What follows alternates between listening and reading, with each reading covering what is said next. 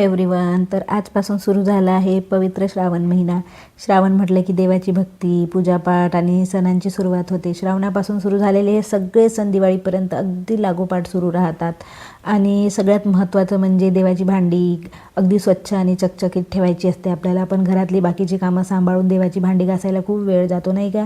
म्हणूनच मी आज तुमच्यासाठी घेऊन आले आहे एकदम इन्स्टंट उपाय. फक्त घरच्या घरी काही साध्या गोष्टीपासून आपण एक लिक्विड तयार करणार आहोत, ज्यामुळे देवाची भांडी घासणं होणार अगदी सोपं आणि कमी वेळात.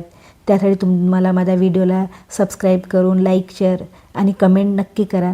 चला तर मग वेळ न घालवता सुरुवात करूया. तर यासाठी लागणार आहे आपल्याला एक मोठं असं भांडं. त्यामध्ये मी घेतलेलं आहे 2 साधारण चम्मच मीठ आणि सोबतच घेतलेलं आहे सॅट्रिक ॲसिड, लिंबू फूल म्हणतात ना, ते घेतलेलं आहे 2 चम्मच. तर मी वाटीत टाकून घेतलेलं होतं. आणि नंतर लागणार आहे आपल्याला लिक्विड. तुम्ही विम लिक्विड, कपडे धुवायचं लिक्विड किंवा मी इथे हँडवॉश वापरलेलं आहे. माझ्याकडे लिक्विड नव्हतं म्हणून ते वापरलेलं आहे. आणि तुमच्याजवळ कोणतंही लिक्विड नसलं, तुम्ही निरमा पावडर, व्हील पावडर, घडी पावडर, तुम्ही जेही कपडे धुण्यासाठी लिक्विड किंवा निरमा वापरता ते सुद्धा टाकलं तरी चालेल. आणि सोबतच त्यात टाकायचं आपल्याला 2 गिलास पाणी. मी 1 गडवाभर पाणी टाकलेलं आहे, कारण की मला तेवढं पाहिजेच होतं, कारण माझे भांडे थोडे व्यवस्थित आणि मोठे मोठे होते म्हणून मी ते घेतलेलं आहे. आणि 5 मिनटासाठी मी असं ढवळून घेतलं आणि 5 मिनटं रेस्टसाठी सोडून घेतलं, कारण की जे मीठ आहे ते छान विरघळलं पाहिजे म्हणून मी ठेवून दिलं आहे. आणि 5 मिनटानंतर बघितलं तर बघा सगळं विरघळून घेतलं आहे आणि आपलं पाणी बिलकुल लिक्विड आहे, एकदम ट्रान्सपरंट पारदर्शक झालेलं आहे. तर त्यामध्ये मी तुम्हाला दाखवते. भांडं असं बुडवल्याबरोबर घासण्याची काहीही गरज नाही, ताकद वगैरे लावण्याची पण सुद्धा गरज नाही आहे. असं बुडवलं की लगेच चकचकीत होते. बघू शकता तुम्ही किती छान व्यवस्थित झालेलं आहे. आणि असं तुम्ही लिक्विड त्या भांड्यावर टाकलं किंवा काही असं बुडवलं तर ते सगळं व्यवस्थित, पूर्ण डाग न घासता, न काही ताकद लावता सगळं व्यवस्थित असं निघून जात आहे.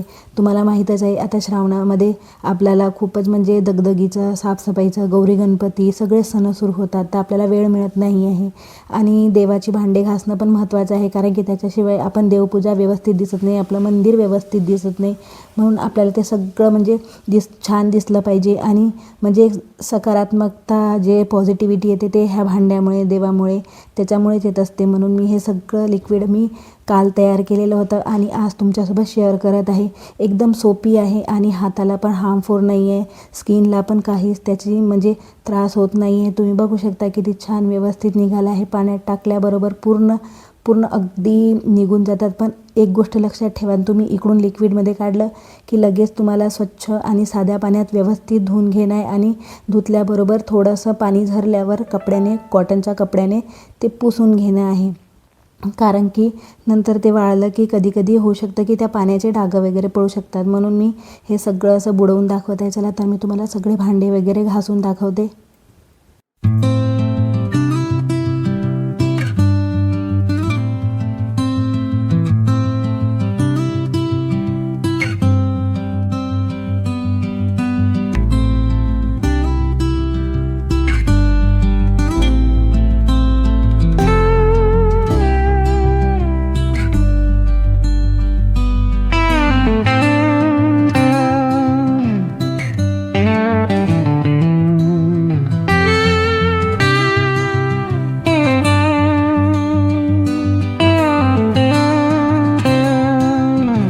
चला तर मी सगळी भांडी वगैरे सगळे घासून घेत आहे, म्हणजे घासलेले आहे सगळे भांडे. तुम्ही बघू शकता किती छान चकाचक निघत आहे. आणि लिक्विडमधून काढल्याबरोबर मी लगेच सोबतच जवळपास पाणी ठेवलं आहे आणि तुमच्यासमोरच सगळे भांडे धुवून काढत आहे आणि लगेच पाण्यातून काढत आहे. जे इथे कधी एखाद्या वेळेस असं एखादं भांडं असते की जे आपल्या इथं ठेवलेले असते, आपण रोज काही वापरत नाही, तर ते भांडे थोडंसं कुठं जर जडसर आणि घट्टसर जर डाग असेल तर थोडं हाताने चोळलं तरी चालेल. आणि नाही चोळलं तर 5 मिनटं जर आपण पाण्यात म्हणजे आपल्या लिक्विडमध्ये ठेवलं तर लगेच चकचक निघून जातात.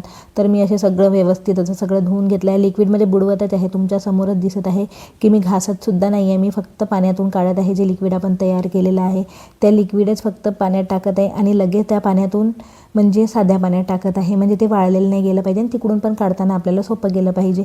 पटापट होऊन जातात, जास्त वेळ लागत नाही. मी जे एवढे भांडे घासलेले आहेत ते माझ्या घरी फक्त म्हणजे अर्धेपेक्षा पण अर्धे भांडे आहे. अजून माझ्या घरी 2 बकेट्स म्हणजे 2 ड्रामभर भांडे आहे, मी ते घासलेलेच नाही आहे.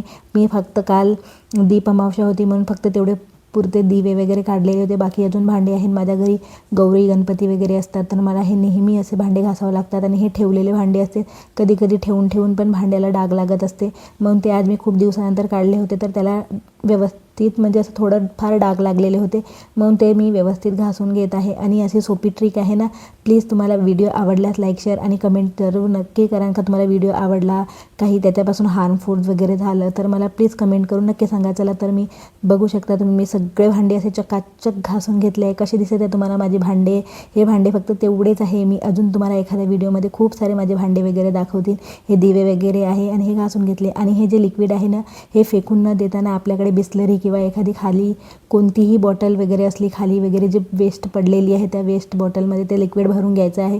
म्हणजे आपल्याला जेव्हा पण एखाद्या वेळेस 1-2 भांडे आपल्या घरी रोजच्या पूजेला पण निघतात, काही ना काही दिवा वगैरे तर आपल्याला घासावाच लागतो. दिवा हर 1-2 दिवसात आपण भांडे दिवा घासत असतो. कोणी रोज घासते, कोणी ज्याला जसा वेळ भेटतो तसा घासतो. पण हे लिक्विड एखाद्या भांड्यात किंवा कटोऱ्यात वगैरे पातेल्यात मोठ्या घेतला आणि फक्त बुडवून काढलं की तुम्हाला माहीतच आहे, आता तुम्ही बघितलंच आहे.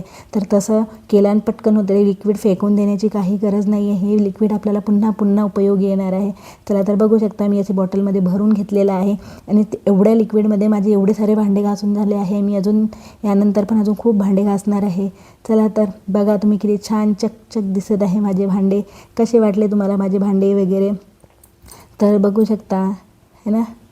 आवडले असेल तर प्लीज कमेंट करा. आणि तुमच्याकडे पण अजून काही नवीन ट्रिक्स वगैरे आहे, तुम्हाला अजून काही टिप्स आणि ट्रिक्स हवी असेल तर प्लीज कमेंट करा. आणि हो, कालची दीप अमावस्या झालेली आहे, तर कशी वाटत आहे तुम्हाला माझी पूजा? कमेंट करून नक्की सांगा. आणि व्हिडिओ आवडल्यास लाईक शेअर करा. चला तर भेटू नेक्स्ट व्हिडिओमध्ये. तोपर्यंत बाय.